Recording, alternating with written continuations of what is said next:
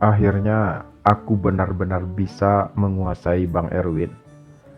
Aku dibelikannya sebuah apartemen untuk tempat aku tinggal. Tentu saja sekali-kali Bang Erwin datang menemuiku untuk meminta jatah dariku. Selain itu, Bang Erwin juga memberi aku uang yang cukup untuk biaya hidupku sehari-hari dan juga untuk aku kirimkan kepada ibu dan adik-adikku. Secara keseluruhan, hidupku benar-benar terasa sempurna. Tanpa aku harus bekerja keras, aku tetap bisa mendapatkan uang dari Bang Erwin. Aku hanya harus selalu siap kapanpun Bang Erwin membutuhkanku. Hari-hari aku lalui dengan perasaan bangga karena aku bisa menaklukkan hati Bang Erwin. Aku berhasil merebut hatinya yang membuat semua persoalan hidupku, terutama persoalan keuangan, bisa teratasi dengan baik. Aku hanya menghabiskan waktu di apartemen dengan hanya menonton TV, bermain game, atau hanya sekedar tertidur. Untuk makan, aku bisa pesan lewat online. Mencuci pakaian, sudah ada laundry yang siap menjemput ke apartemenku. Bang Erwin biasanya datang 3 atau 4 kali dalam seminggu. Dan biasanya, ia selalu menginap di apartemen yang ia belikan untukku tersebut. Kami akan menghabiskan waktu bersama dan menikmati keindahan cinta. Meski sejujurnya, aku melakukan semua itu hanya untuk bersenang-senang semata. Aku tak benar-benar mencintai Bang Erwin. Aku hanya mencoba mempertahankan apa yang sudah Bang Erwin berikan padaku. Jadi sekarang kamu tinggal di apartemen dan sudah punya pekerjaan tetap? Tanya ibuku suatu hari saat aku berkunjung ke rumah kami. Aku memang biasanya mengunjungi ibu sekali seminggu. Iya bu, jadi ibu tenang aja. Ibu juga nggak harus bekerja terlalu keras lagi. Saya akan selalu mengirimkan uang untuk membantu biaya hidup ibu dan adik-adik, dan juga untuk biaya sekolah mereka. Balasku terdengar penuh percaya diri. Andai saja ibu tahu apa yang aku lakukan sebenarnya, tentunya beliau pasti akan marah besar padaku. Tapi ibu tidak perlu tahu, karena itu pasti akan hanya menambah beban pikirannya.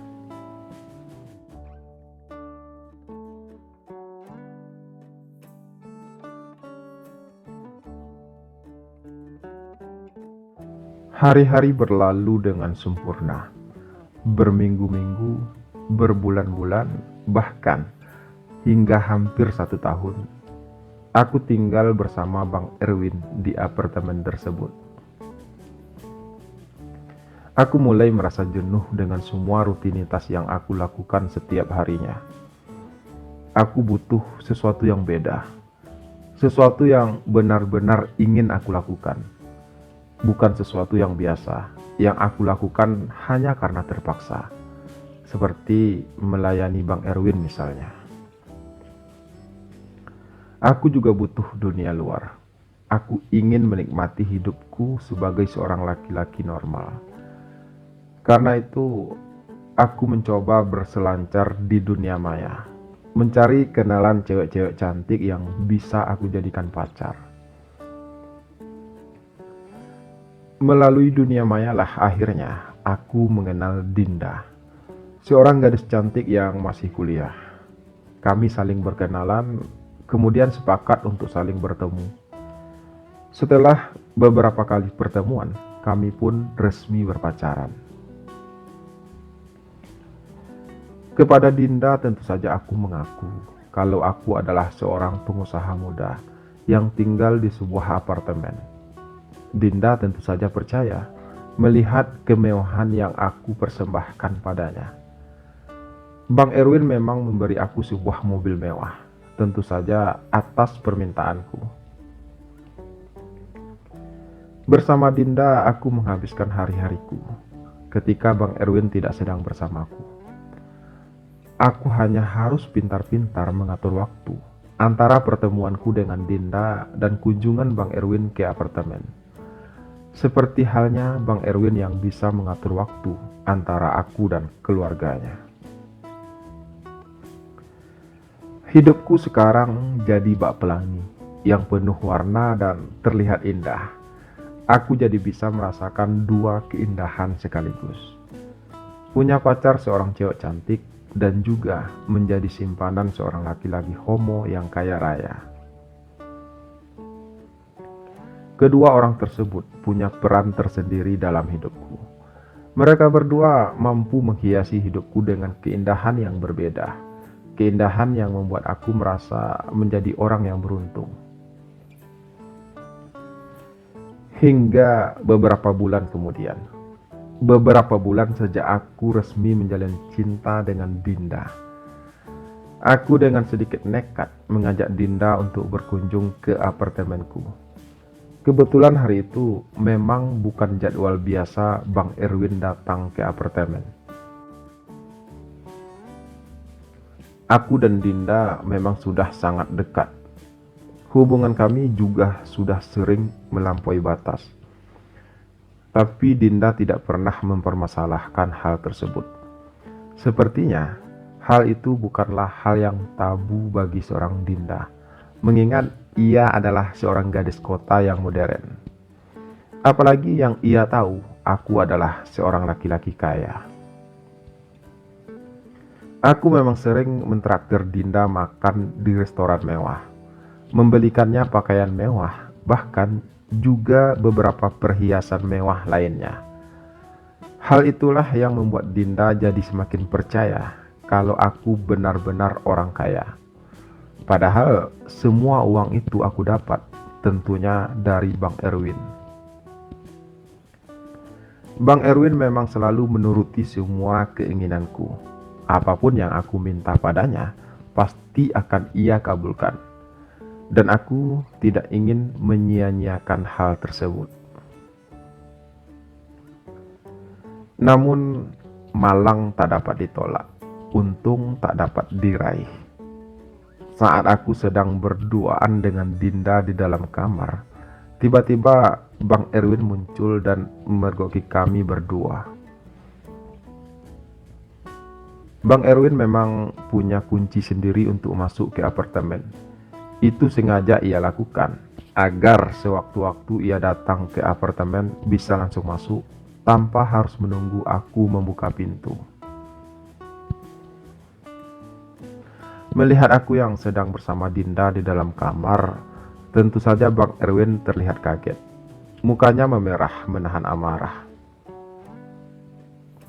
Namun sebagai laki-laki dewasa, Bang Erwin sepertinya tidak mau memancing keributan. Ia memilih untuk menutup pintu kembali dan berpura-pura salah masuk kamar.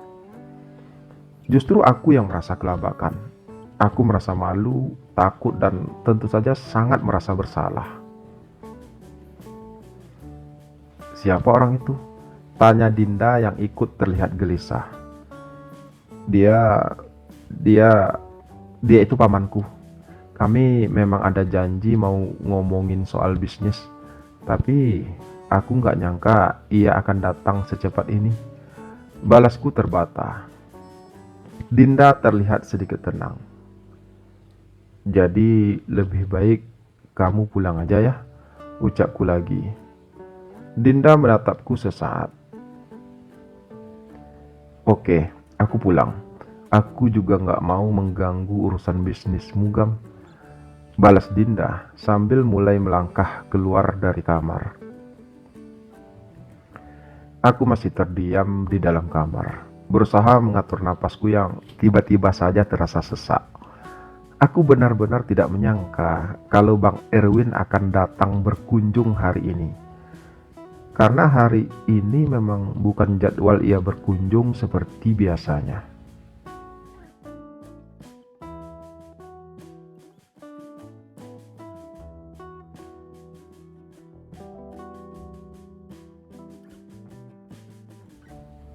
Siapa gadis itu? Tanya Bang Erwin tajam saat ia akhirnya masuk ke kamar ketika Dinda sudah pergi beberapa saat tadi. Dia Dia teman saya, Bang. Balasku terbata. Teman? Teman apaan? Teman yang kamu ajak kencan? Mana ada teman yang bisa diajak masuk kamar seperti itu? Kalian juga terlihat mesra tadi. Suara Bang Erwin meninggi. Kamu gak usah bohong lagi, Agam. Kamu udah ketangkap basah seperti itu, masih mau mengelak juga? Lanjutnya masih dengan nada tinggi. Pada akhirnya aku hanya bisa terdiam. Aku memang bersalah dan aku tidak ingin membela diri saat ini. Akan aku terima apapun yang ingin dilakukan Bang Erwin terhadapku. Udah berapa lama? Tanya Bang Erwin kemudian. Baru beberapa bulan, Bang. Jawabku jujur dengan suara lemah. Beberapa bulan? Kamu bilang baru? Nada suara Bang Erwin meninggi lagi. Tapi, Bang, ucapanku terputus. Aku tahu kamu laki-laki normal, Gam. Tapi bukan berarti kamu bisa seenaknya membawa perempuan ke apartemenku ini. Dan lagi pula, bukankah kamu sendiri yang mengaku kalau kamu sangat mencintaiku? Yang artinya seharusnya kamu gak perlu mencari orang lain lagi. Maksud kamu apa sebenarnya?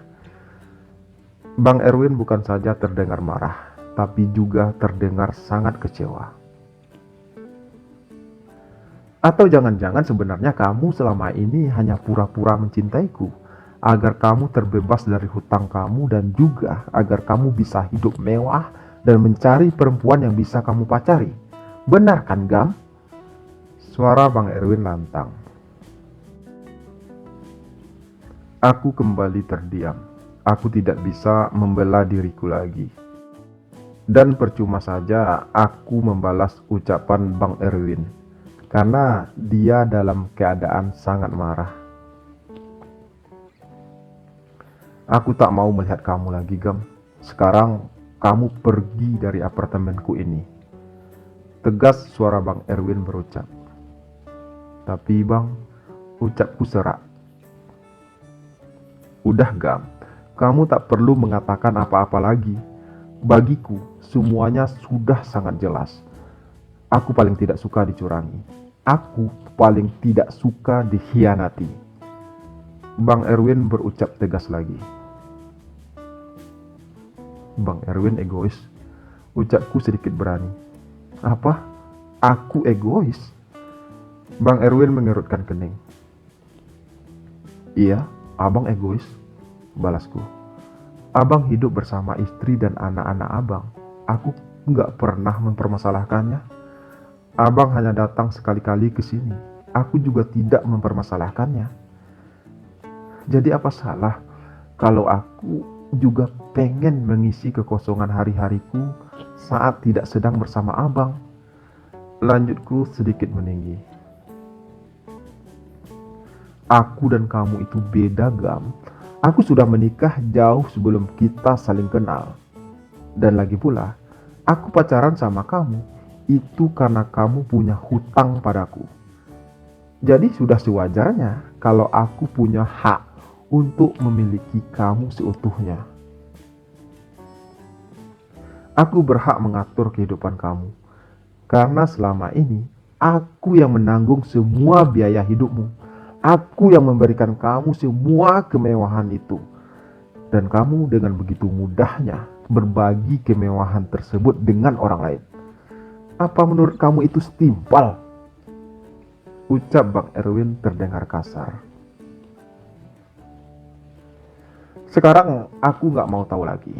Apapun alasan kamu melakukan semua ini, aku ingin kamu segera pergi dari hidupku. Aku tak butuh orang yang hanya memanfaatkanku. Harusnya kamu bersyukur bisa hidup mewah tanpa harus bekerja keras. Tapi kamu malah mengkhianatiku. Lanjut Bang Erwin lagi. Dan aku hanya bisa terdiam menerima semua penghinaan tersebut. Aku memang tidak bisa berbuat apa-apa lagi.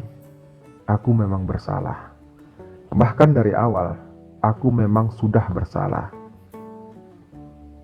Aku memang berniat hanya untuk memanfaatkan Bang Erwin, menikmati kemewahan hidup darinya dan berpura-pura mencintainya.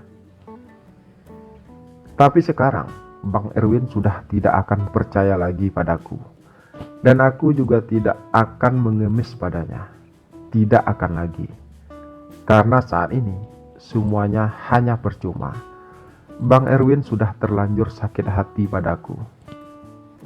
Satu-satunya hal yang bisa aku lakukan saat ini hanyalah segera pergi dari apartemen ini. Dan ingat Agam, tiba-tiba Bang Erwin berucap lagi, "Kamu silahkan pergi dari sini dengan tidak membawa apa-apa, karena kamu sudah tidak punya hak apa-apa lagi atas semua yang pernah aku berikan padamu selama ini." Lanjutnya tegas. Akhirnya aku hanya bisa mengemasi beberapa lembar pakaianku, lalu kemudian dengan pelan melangkah keluar dari apartemen tersebut.